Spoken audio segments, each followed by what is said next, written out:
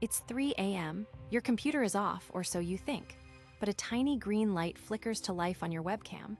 The problem is you haven't logged in yet. Most people assume their webcam is dead until they enter their password, but the camera has its own power, and it can be activated by software running at the deepest levels of your system.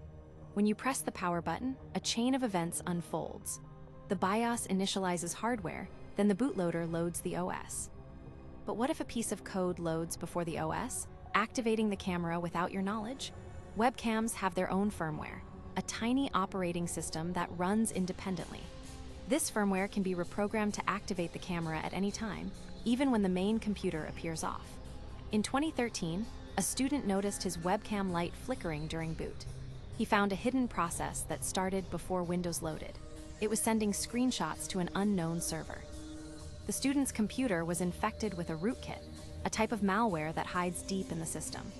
This rootkit had a module that controlled the webcam, activating it during the pre-login phase. Documents leaked by Edward Snowden revealed that intelligence agencies could remotely activate webcams on millions of computers. They used a technique called interdiction to intercept hardware shipments and install firmware implants. These implants were tiny circuits added to the webcam's board during manufacturing or shipping. They allowed the camera to be turned on remotely, bypassing any software indicator. Even the physical LED indicator can be fooled. Some firmware modifications allow the camera to stream video without turning on the light, so you might never know you're being watched. It's not just governments. In 2018, a popular laptop brand was found to have a driver that activated the webcam for facial recognition before login. The driver sent data to a third-party server without encryption. Some computers have a feature called Intel AMT, which allows remote management even when the computer is off. This system has its own network stack and can stream video from the built-in camera. A user reported that his webcam light turned on exactly at 2:14 a.m. every night.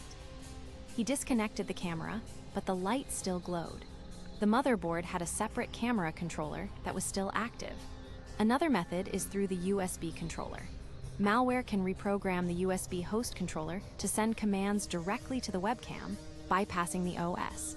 This works even before the OS loads. A security researcher demonstrated a proof of concept that could activate a webcam during the UEFI boot phase. The video was streamed over the network before Windows even started. Some webcams are designed to connect to cloud services for remote access. If the cloud service is compromised, an attacker can initiate a video stream at any time, even before the user logs in. A man bought a used laptop from an online auction. He noticed the webcam light would blink randomly. He found a hidden partition with a script that activated the camera every 30 seconds and sent the footage to a remote server. In a corporate environment, IT administrators can remotely enable webcams for security purposes. But these tools can be abused. A disgruntled employee used admin credentials to activate webcams in the office after hours. In 2020, a zero-day vulnerability in a popular webcam driver allowed attackers to gain kernel-level access. They could activate the camera without any user interaction, even on locked screens. Some privacy advocates recommend using a physical webcam cover, but even that isn't foolproof. A determined attacker could remove the cover remotely using a robot arm, as demonstrated in a lab. Webcams often have built-in microphones. The same techniques that activate the camera can also enable the mic. So even if you cover the lens, they can still hear you. After these stories spread online, users began covering their cameras with tape. But the fear lingers. The knowledge that a device can watch you without warning changes how you interact with technology. Today, millions of webcams are active at any moment, many without the owner's knowledge. They stream to servers, stored in databases, analyzed by algorithms. The question is not if you're being watched, but by whom. So next time you see that green light before you've even typed your password, ask yourself, who's on the other end? And remember, some lights never lie, but some do.